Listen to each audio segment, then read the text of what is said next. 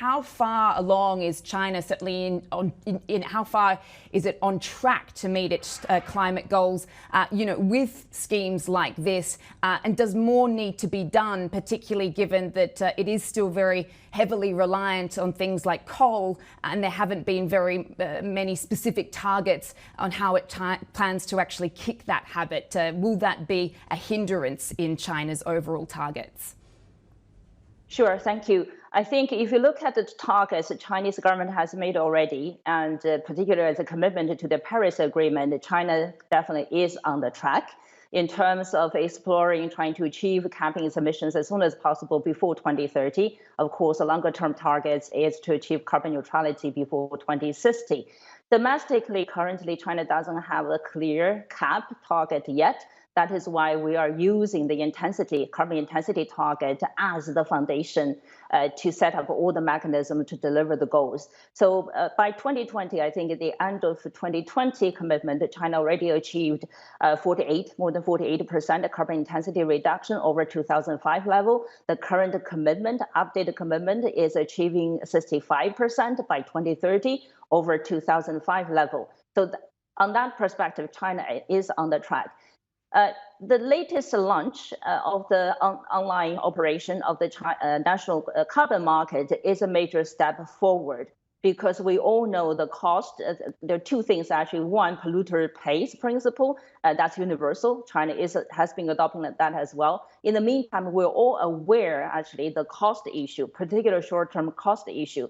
So carbon emissions trading becomes a major policy vehicle to help, of course, price carbon.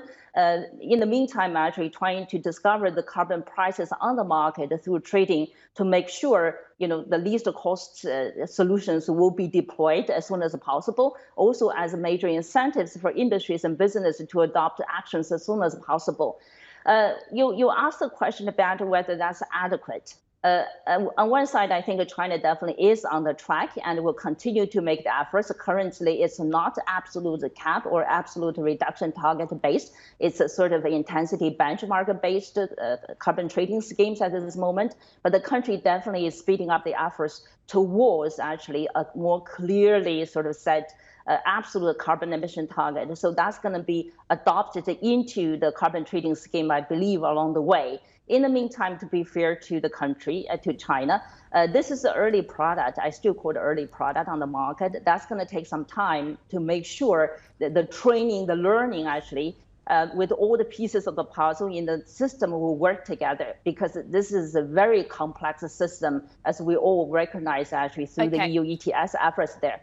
Okay, and what are the pros and cons of setting such ambitious targets, particularly given the challenges economically right now? Of course, China's economy is still recovering, but also the geopolitical tensions China is facing with the rest of the world.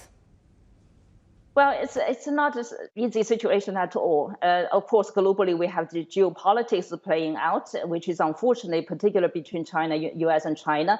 In order to tackle climate change challenges, we do need global partnership, collaboration, particularly between US and China. Somehow we are stuck at this moment. Domestically, I think there are different interest groups, and particularly look at the burden, the cost burden at this moment. And that's why the carbon market plays its role in terms of identifying the least cost solutions, so that industries will be incentivized actually to invest in solutions, to adopt clean energy solutions as soon as possible, in order to help the country deliver the set goals in terms of not only capping emissions, but also achieving carbon neutrality before 2060.